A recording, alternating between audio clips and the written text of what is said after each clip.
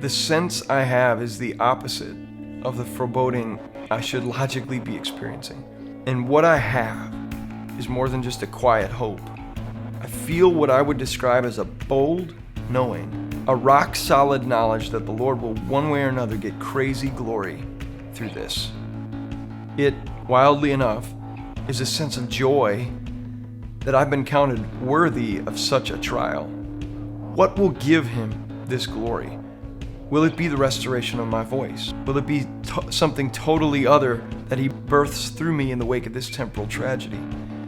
Will it be hopeless people granted hope and faithless people faith? I don't know.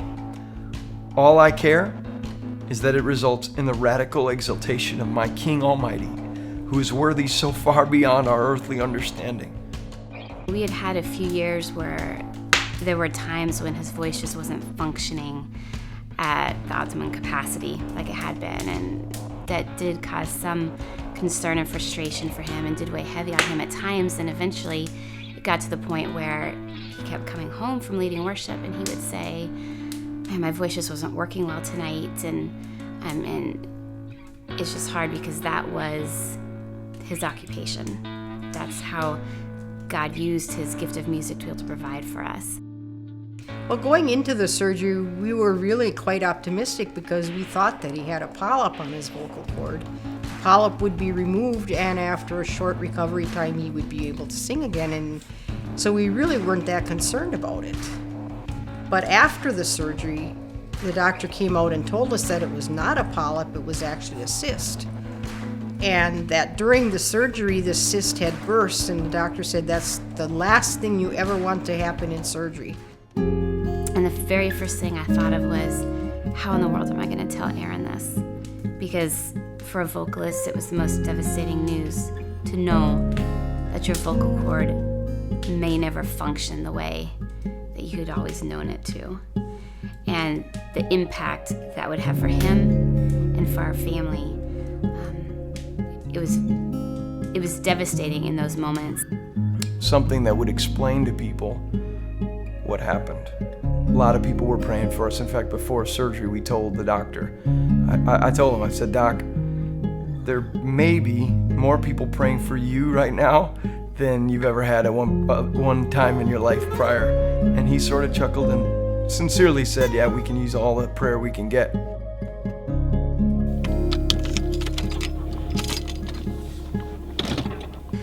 For us, to see God work a present-day miracle was really awesome, to be a first-hand witness. My heart inside of me says, that's my son, and I'm pleased with him.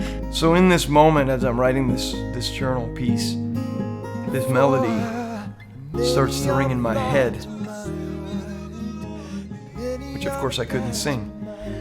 Na, na, na, na. And this phrase, "quiet my soul." And so I immediately had the chorus. It was just like this automatic refrain. You know, it's not a song that's going to sweep the world, but it's a song that means a lot to me because of what it meant to me in that moment. And my hope and my prayer, my deep hope and my deep prayer for this song is that it's going to help meet someone else in that spot. Perhaps this song could be a miracle for them, as it was for me in that moment. Perhaps this song could somehow convey and translate the presence of God that I experienced, particularly that night, into a hospital room, into a barracks, into some dark place, into a depression, a hole, a pit of depression, and bring that spark of hope that can cause someone to live and not die, to go on, to keep dreaming, to put their faith in God. Everything God does is a miracle. And it's humbling to think, and I know that it's true, that the God who created heaven and earth reached down his hand into this throat and touched it. Why in the world am I worthy of that? I'm not, but he's good.